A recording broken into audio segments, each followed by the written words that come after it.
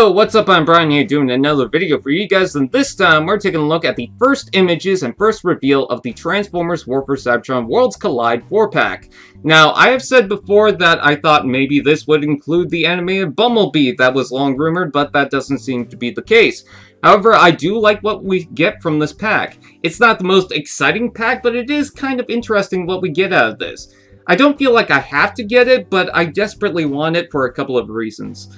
Anyway, so this comes with a Maximal, a Predacon, an Autobot, and a Decepticon, so that's why it's a Worlds Collide pack.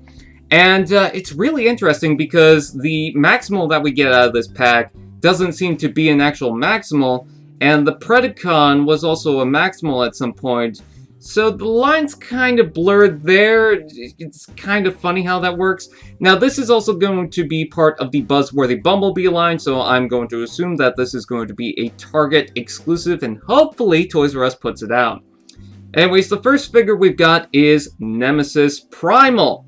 So this is going to be like the Nemesis Prime that we've already got, but this time with the Primal twist.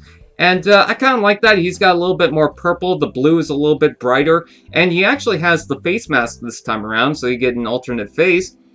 We also get Fangry. Now, previously, we had Fangry in the Prime Wars trilogy for the Titans Returns, but all it was that kind of battle suit thing or whatever, the little vehicles for the Titans Returns thing. It wasn't a full-on figure. Now, we get a full-on Fangry, and I'm super excited for that. I really want that thing. I think it's also a repaint of, if I'm not mistaken, Grotesque, which is the figure that I missed out of the three, so I definitely would not mind getting Fangry. We also get Bumblebee. Now, some people might be upset that he's not a Volkswagen Beetle, but I think for the licensing issues, because a Volkswagen Beetle is so specific, they didn't want to produce that for every single repaint.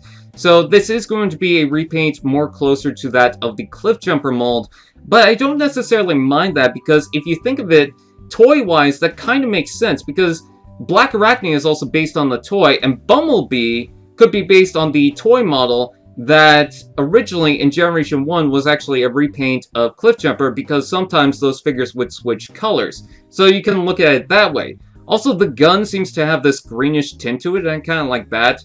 I wish that the windows were transparent blue, but otherwise, yeah, I'm fine with it. I could do without, but I'm not gonna say, oh yeah, get rid of it. Blech. And Blackarachnia is the funniest thing. So early on, we actually saw this face mask piece that was swapped for Blackarachnia, and some people had an early copy with that, but upon release, she never had that. Well, it seemed to be a prototype for this figure. Now, this version of Blackarachnia, the color scheme is more or less based on the original toy, which had this weird color scheme. It was like purple, green, and gold. It was kind of weird. The face wasn't right, mostly because she was kind of a rework of the Tarantulas, but they didn't even try with the color scheme. So, you know, that's one of the figures that was obviously toy first and then made into the show. So they decided to go the other way around and just produce a repaint that's more closely based on that. And I'm totally fine with that. I'm not going to argue with that. And looking at Nemesis Primal in ape form with that purple is just fantastic. I love that. So what do you guys think? Please comment below. Let me know. Please like, comment, share, subscribe, and all those fun doodads. And we'll see you guys next time.